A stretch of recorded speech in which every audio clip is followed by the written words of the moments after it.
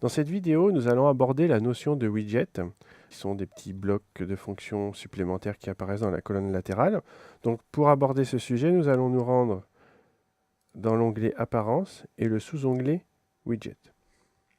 Alors pour bien comprendre comment fonctionnent les widgets, nous allons retourner sur notre blog ici, et on voit que dans la colonne de droite, donc la colonne latérale, appelée communément la sidebar, nous avons différents petits blocs qui comportent différentes informations. Ces informations sont créées dans le fichier de notre thème pour la colonne latérale. Ici, dans nos widgets, on a la possibilité de remplacer le contenu donc de cette colonne latérale par des petits blocs qui sont ici. Par défaut, WordPress en propose pas mal, qu'on va ajouter dans notre colonne latérale à la place, j'explique bien à la place, pas en plus, bien à la place du contenu existant aujourd'hui.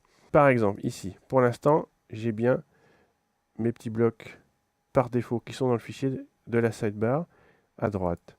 Je vais ajouter un widget qui s'appelle page. Ici, ce widget, je peux lui donner un titre, par exemple, liste de pages.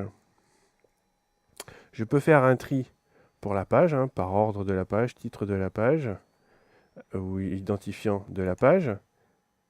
Et je peux, liste de pages, et je peux décider d'exclure des pages ou des choses comme ça. Donc, on peut avoir un petit bloc supplémentaire et on peut également le customiser et lui donner l'apparence qu'on veut. Donc ici, j'ai modifié, j'enregistre les modifications. Donc maintenant, j'ai cette liste de pages ici. Si je retourne sur mon blog, que je mets à jour, maintenant vous voyez que le contenu qui était précédemment dans ma colonne latérale a disparu et je trouve ce petit bloc que je viens de créer et d'insérer ici. Ensuite, admettons que je veuille ajouter un calendrier. Donc là, j'ai ajouté un calendrier. Selon le petit bloc qu'on appelle un widget d'ailleurs, en anglais, le terme c'est widget. Donc ce widget, chacun a la possibilité d'être modifié en fonction de ce à quoi il sert. Donc ici, je peux lui mettre un titre. Ici, j'ai mes deux widgets qui sont installés. J'enregistre les modifications. Je vais dans mon blog et on voit ici que un calendrier a été inséré dans ma colonne latérale. Maintenant, ce qui est intéressant avec ces widgets, c'est que je peux très bien les déplacer et interchanger leur positionnement. Ici, j'enregistre les modifications, je retourne sur mon site et vous voyez que ces blocs ont été interchangés. Et vous pouvez faire ça avec toute cette série de widgets qui vous sont proposés ici.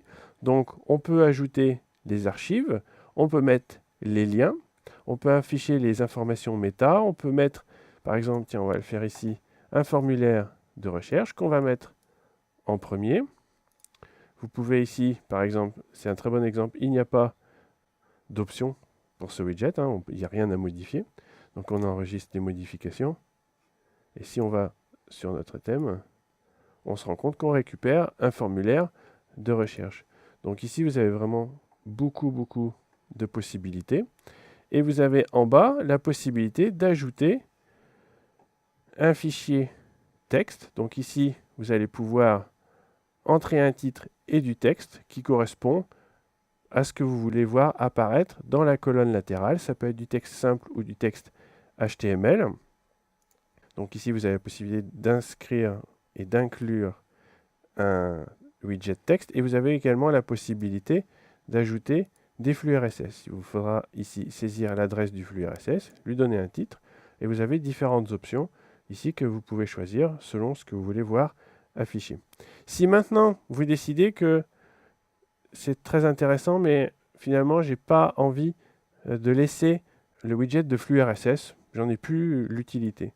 Donc, vous pouvez ici venir dans Modifier et ici, vous faites Supprimer. Et à partir de là, le widget RSS ici aura disparu. Idem pour le widget texte. Finalement, j'en veux plus. Donc, je supprime mon widget texte et je n'oublie pas d'enregistrer les modifications par la suite. Alors, le gros avantage des widgets par rapport à utiliser le fichier de la sidebar classique, hein, la colonne latérale, c'est que ici, vous pouvez très bien construire le contenu de votre colonne latérale sans pour autant avoir besoin d'aller dans l'éditeur de thème et sur le fichier de la colonne latérale, donc sidebar.php, pour rentrer du contenu assez compliqué en langage PHP. Ici, on viendra mettre des informations quand on connaît bien le langage PHP ou qu'on ne veut pas utiliser les widgets. Sinon, vous pouvez très bien utiliser les widgets, les moduler comme vous voulez, les modifier et en faire des corrections pour qu'ils ressemblent plus à ce que vous souhaitez, d'autant plus que vous avez la possibilité d'utiliser le widget RSS pour faire apparaître différents articles en provenant de n'importe quel blog, et le widget texte qui vous permet également d'inclure un texte libre dans votre colonne latérale. Ce qu'il faut savoir avant de terminer, c'est que tous les thèmes ne sont pas widgetisés, c'est-à-dire que tous les thèmes n'apportent pas la possibilité d'insérer des widgets. Aujourd'hui, on peut dire que la plupart le sont, mais il reste encore quelques thèmes qui ont été faits il y a pas mal de temps, qui ne permettent pas la widgetisation, ou tout du moins qui ne sont pas widgetisés. Si vous vous retrouvez avec un thème qui est dans ce cas-là, je vous invite à aller sur un tutoriel que j'ai écrit il y a quelques temps. Vous allez sur le site, l'adresse est longue, donc je ne vais pas vous la donner ici, mais vous allez sur le site et dans le formulaire de recherche, vous tapez widgetiser votre sidebar. Et ici, c'est un tutoriel où j'explique un peu comment widgetiser votre thème si celui-ci n'est pas widgetisé au départ. Enfin, dans un tutoriel prochain, on verra comment développer un widget, comment créer un widget pour le voir apparaître ici avec les autres, mais vous allez le développer de A à Z. Voici un peu quelles sont les fonctions de base et l'utilisation qu'on peut faire des widgets dans WordPress.